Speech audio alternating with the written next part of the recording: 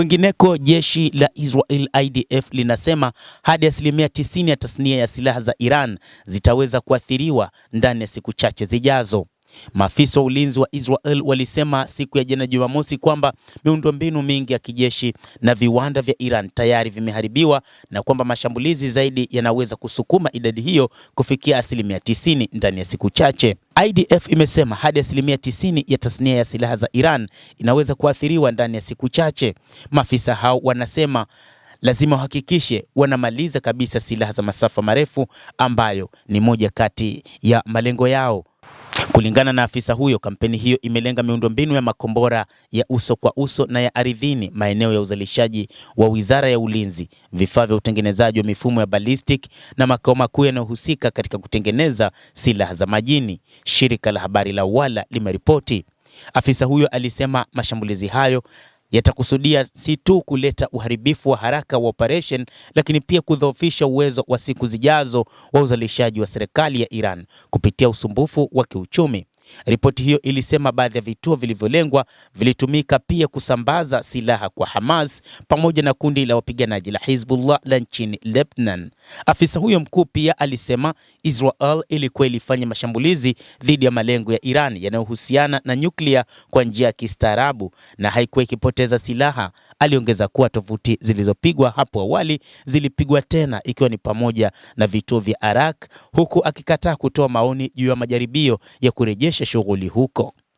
IDF imesema imeshambulia maeneo ya nyuklia siku ya Jumamosi, ambapo msemaji wa IDF Brigadier General Efi Defrin amesema kuwa maeneo mawili nchini Iran yameshambuliwa, ikiwa ni kile alichokitaja kuwa ni kituo cha urani na kinu cha maji mazito cha Arak ambacho amesema kilitumika katika kutengeneza silaha za nyuklia. Katika harakati za mapambano dhidi ya kundi la wapiganaji la Hezbollah, IDF imekiri baadhi ya wanajeshi wake kuuawa huko katika vita dhidi ya kundi la wapiganaji la Hezbollah nchini Lebanon. Hata hivyo, kutokana na mashambulizi makubwa ambayo yamefanywa na wapiganaji wa Hezbollah, Israel imepoteza wanajeshi wake hao. Kadhalika, taarifa zinadai kwamba raia 19 wamejeruhiwa huko Beit Shemesh kufuatia kuzinduliwa kwa makombora kutoka nchini Iran.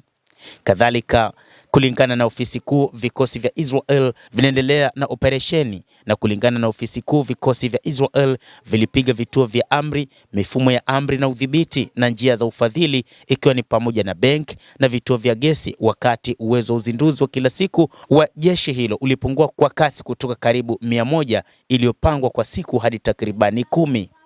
Mtazamaji wa The World News, hayo ndio ambayo yanaendelea katika uwanja wa vita, ambapo kwa sasa Israel inadai itaenda kuharibu mifumo ya makombora ya masafa marefu ya Iran kwa 90% katika siku chache zijazo. Tuendelee kusubiri namna ya mashambulizi yanavyozidi kuendelea katika mapigano kati ya Israel na Marekani dhidi ya Jamhuri ya Kiislamu ya Iran. Mimi ni Adam Hussein, endelea kuwa nasi wakati wote, lakini nikusihi usisahau kulike, usisahau kucomment, kadhalika usisahau kusubscribe channel yetu hii upate habari hizi kwa mapana kupitia hapa The World News. Endelea kuwa nasi wakati wote, endelea kutufuatilia.